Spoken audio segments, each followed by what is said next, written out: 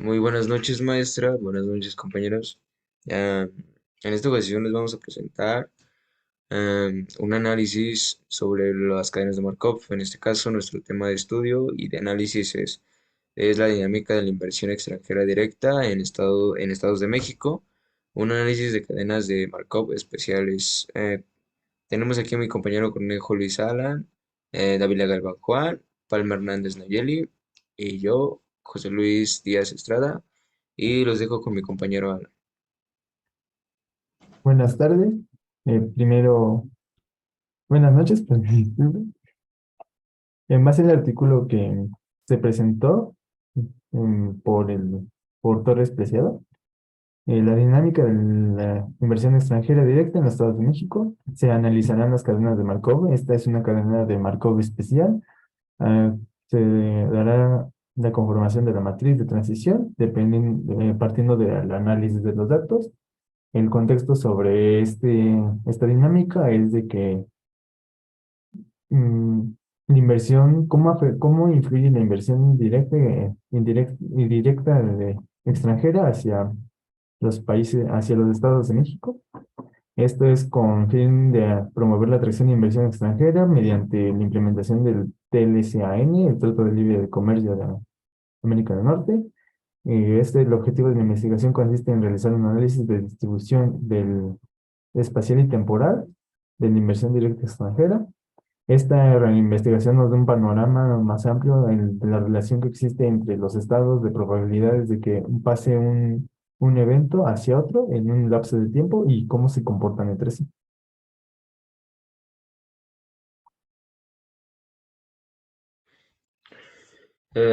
Tenemos aquí que se establece un proceso estocástico. Un proceso estocástico, eh, tenemos que son, em, tiene un número finito de estados y que la probabilidad de cada evento depende únicamente del estado anterior, con unas probabilidades que están fijas. Se usa para analizar el comportamiento de procesos estocásticos, en donde se define por un espacio de estados, una matriz de transición y una distribución inicial. En esta matriz de transición, en este caso tenemos que posee dos propiedades. Una que permite conocer el tiempo promedio en el que una región puede transitar de un estado a otro, y la otra que a partir del límite de esta matriz de transición permite conocer el vector ergódico de estado estable en el largo plazo. En este caso, eh, el tiempo va a depender de nuestros estados. Bueno, como ya habíamos dicho antes, que esta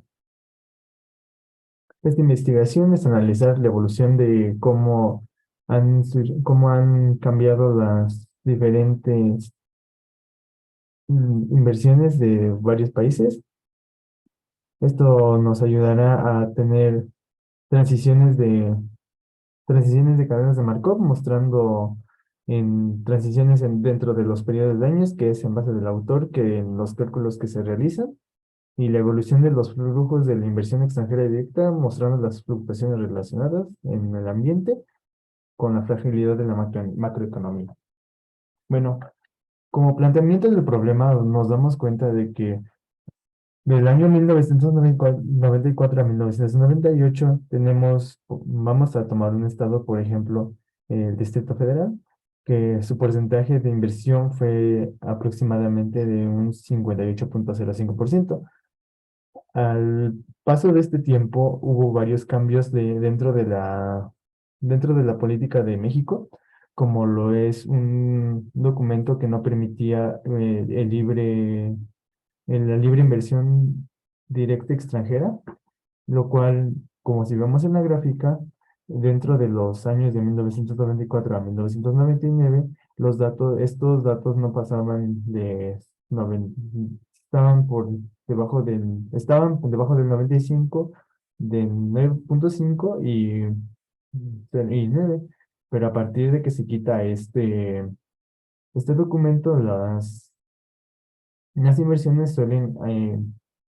lanzarse un poco más hacia arriba, teniendo como límite inferior 9,5 y límite superior 10,5.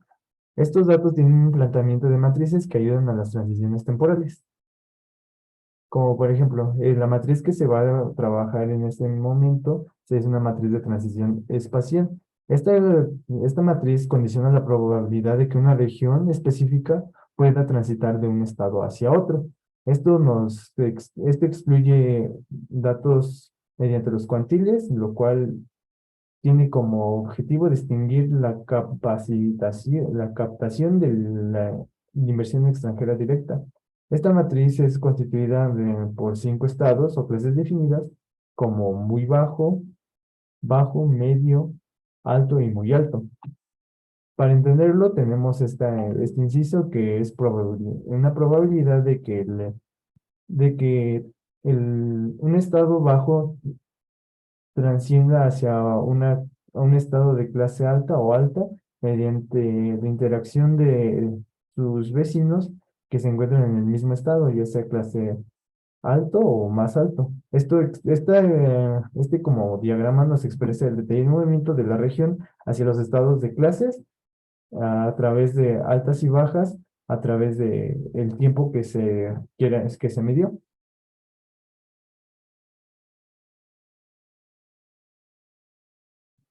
Bueno, buenas noches. Pues aquí como se muestra, aquí son una matriz de transición que durante los 19 años, ¿qué periodos se han surgido? Por ejemplo, se muestra que en 1994 al 2013, por ejemplo, la clase muy baja y baja querían transitar con un resultado de probabilidades a media y alta a muy alta, con un proceso.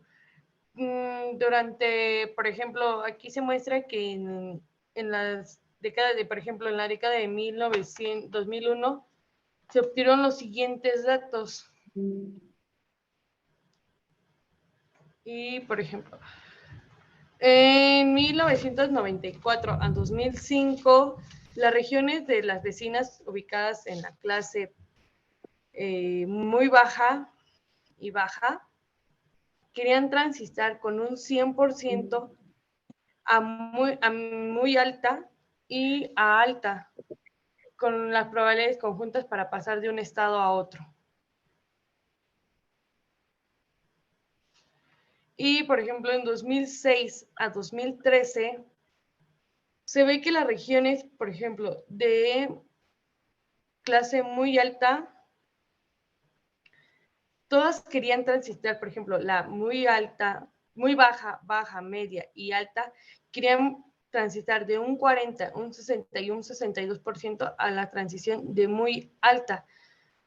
Y como se observa que han tenido una tendencia de concentración de clases intermedias.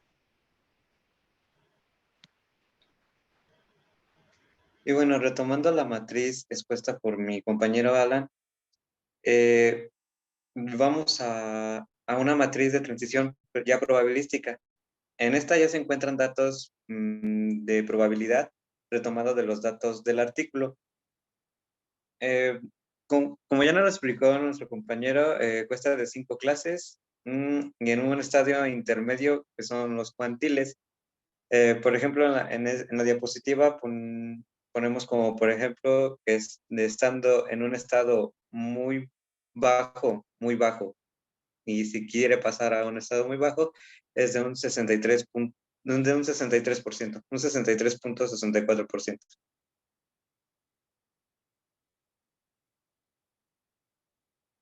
Y bueno, esta matriz en transiciones va a tender a estabilizarse. Y es lo que vemos en la siguiente, que entre más transiciones tenga, las probabilidades se van haciendo un poco más pequeñas, como es, por ejemplo, en el estado muy alto, que es la esquina superior izquierda, ya tenemos valores probabilísticos de 0, o también como en el estado muy bajo, que si quiere pasar a un estado muy bajo, son probabilidades de 0. Lo que esta matriz en general nos quiere dar a entender es que tiene una tendencia a estados intermedios.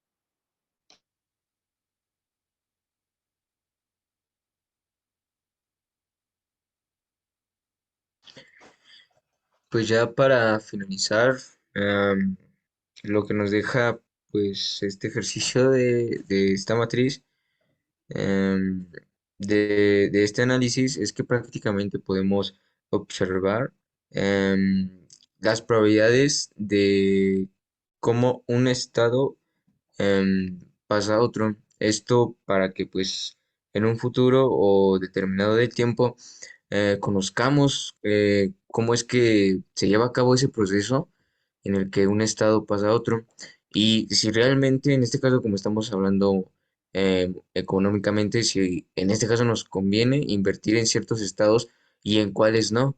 Em, y ya.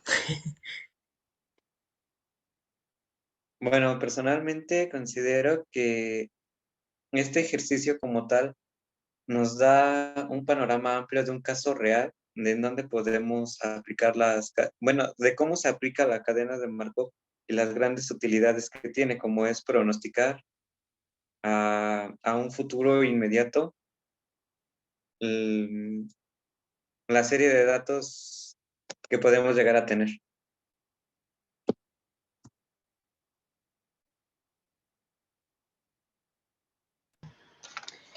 Bueno, pues como se mostró en las cadenas de Markov, es una secuencia de variables aleatorias que nos van a representar lo que es la visualización a futuro, que es lo que nos va a mostrar, por ejemplo, como en el clima, que nos muestra en qué horario o en qué días va a estar la lluvia. En estos estados determinados sí, tienen un sistema de duración de una serie de intervenciones para establecer un periodo de tiempo.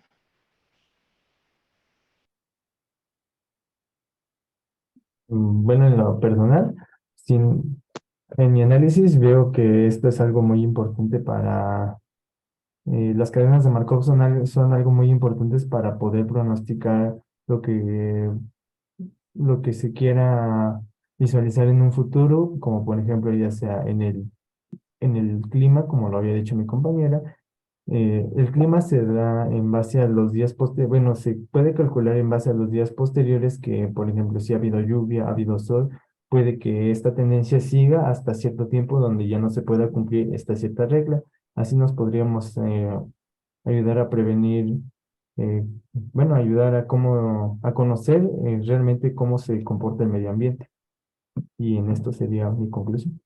Bueno, mi reseña.